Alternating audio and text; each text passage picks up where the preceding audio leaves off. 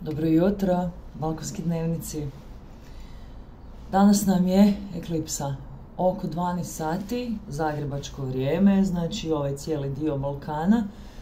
Imamo potpunu pomrčinu mjeseca i puni mjesec.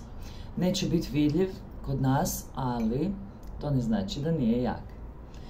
Gledajte kad imate na 17., 18., 19. stupnju bilo kojeg znaka. Vaš će udariti baš jako. Ako neće vas, onda će nekog oko vas, tako da svi imamo od ovoga nekakav rezultat. Ovo su zapravo nekakvi karmički portali koji nas šibaju prema gore i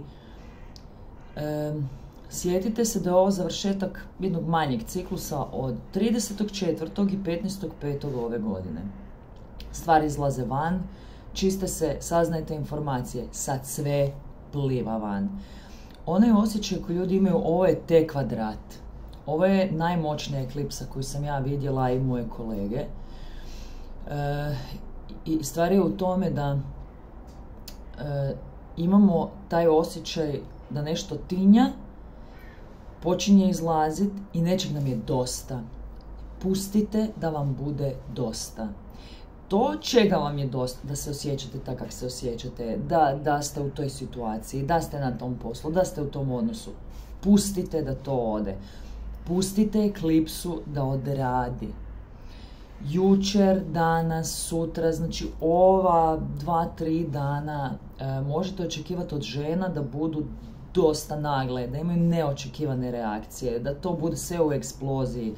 Zato jer je mjesec u egzaktnoj konjunkciji sa Uranom, na istom je stupnju. To su žene, uglavnom udane žene ili majke. Dan je da se smirimo i gledamo. I poanta komunikacije sa sobom. Ne s drugim ljudima, ne idite trčat van, dosta je intenzivno sve ovo skupo, ovo je fenomenalna prilika. I molim vas, probajte to napraviti. Sljedećih 20 godina mi imamo ciklus koji je startao sada. Znači 2020. 2021. Krajem 2020. 2021. Kvadrat Saturna i Urana sad se razilazi. I sljedećih 20 godina ga nemamo. Da li želite živjeti na ovaj način, na ovom poslu, sa ovim načinom razmišljanja, sa ovim ljudima, ovako, sljedećih 20 godina? Eklipsa je idealan trenutak da se donese ta odluka i da pustimo. Tako da, koliko god je ovo kraj tenzije, ovo, ako smo napravili, tak će nam biti sljedećih 20 godina. Pa onda iskoristite ovu priliku, palite svijeću, sjednite sa sobom, makar na minutu, napišite na papir šta puštate. Poanta je da pustimo. I onda stvarno bude lakše. Nekih sljedećih 15-20 godina će biti bolje. Budite si dobri i uživajte u eklipsi. Hvala vam.